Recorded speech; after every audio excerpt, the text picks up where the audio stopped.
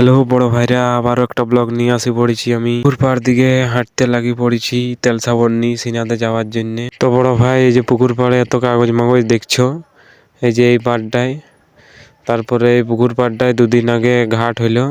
তো ঘাটে আমি উঠেছিলি, ঘাট স্নান হয়েছিল। বড় ভাই, আমাদের গ্রামের পুকুর পাড়ে দুটা ঘাট আছে, একটা মেয়েদের ঘাট, একটা ছেলেদের ঘাট। তো ছেলেদের ঘাটটাকে হাঁটতে লাগি পড়েছি।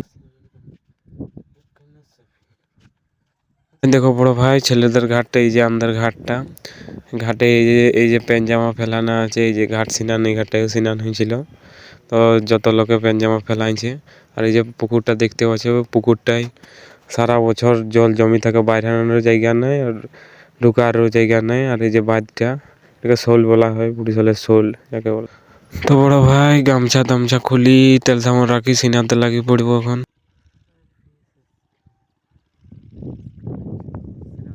বড় ভাই, স্নান তিনান হইলেও তো তোমরাকে একটা জিনিস দেখাবো বলি।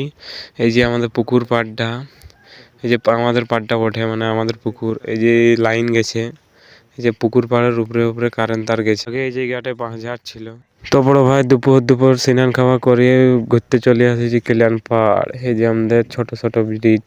তো বড় ভাই, এই ব্রিজটার কোনো গ্যারেন্টি নেই, যে কোনো দিন ভাঙি পড়ে যেতে পারে, অনেক দুর্বল হয়েছে, বহুত দিনের ব্রিজ। বড় ভাই, এই ব্রিজটা আছে জঙ্গলের পাশে। এই যে জঙ্গলটা দেখতে পাচ্ছ, একদম জঙ্গল, একদম গভীর জঙ্গলের পাশে ব্রিজটা আছে। এই সোজা হাতি ফাতিও পাই নাই কোনো কোনো সময়। তখন ঘরের দিকে চলে যাব। ঘর যাতে যাতে রাস্তায় একটা জিনিস দেখতে পেলে, আমাদের গ্রামের একটা লোক এই যে এখানে বেগুন চাষ করেছে।